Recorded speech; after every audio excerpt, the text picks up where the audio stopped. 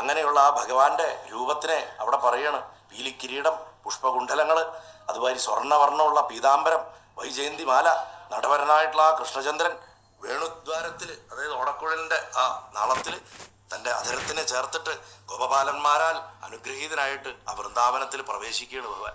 ആ കാഴ്ച ഗോപികൾ കാണുകയാണ്. കാരണം അഖിലം മധുര, അധരം മധുരം എന്ന് പറഞ്ഞിട്ട് തുടങ്ങണം. വല്ലഭാചാര്യരുടെ അഷ്ടകം കേട്ടിട്ടില്ലേ?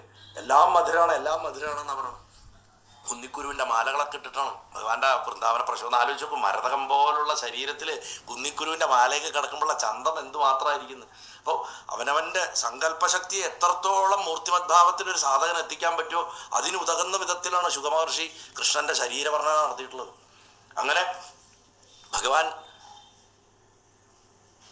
ഈ വൃന്ദാവനത്തിലേക്ക് പ്രവേശിക്കുമ്പോൾ നമ്മൾ ഓർക്കേണ്ടത് ഒന്നാമത്തെ ശ്ലോകം ജന്മാദ്യസേതോ എന്നുള്ളതിൻ്റെ വേദാർത്ഥാണ്. അതിൻ്റെ അവസാനം വേദമന്ത്രം ഗായത്രിയെ സൂചിപ്പിച്ചിരിക്കുന്നു. സത്യം പരം ധീമഹി എന്ന് പറഞ്ഞിട്ട് ആ വേദത്തിനെയാണ് ഭഗവാൻ ഓടക്കുഴലിൽ കൂടെ ഊതി നമുക്ക് തരുന്നത് എന്ന് പറഞ്ഞു. അതെങ്ങനെയാ? രംഗേ യഥാ നടവരൗ ക്വജഗായമാനൗ. രംഗഭൂമിയിൽ രണ്ട് ശ്രേഷ്ഠന്മാരായിട്ടുള്ള നടന്മാരിയ്ക്കുന്നത് പോലെ പ്രകൃതി പുരുഷ സംഗമം കൊണ്ടുണ്ടായിട്ടുള്ള ഭഗവാന്റെ ലീലയെ വർണ്ണിക്കണു. ആ രണ്ട് നടന്മാർ ചേട്ടനും അനിയനുമാണ്.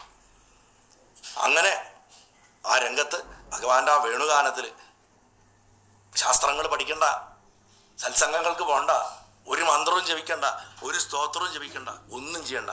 ഓടക്കുഴലിൻ്റെ നാദം കേട്ടോണ്ടിരുന്നതിൻ്റെ താന ബ്രഹ്മത്തിൽ ലയിക്കുന്ന അവസ്ഥയിലേക്ക് നമ്മളെ എത്തിക്കുന്നതാണ് ഭഗവാന്റെ വേണുഗാനം.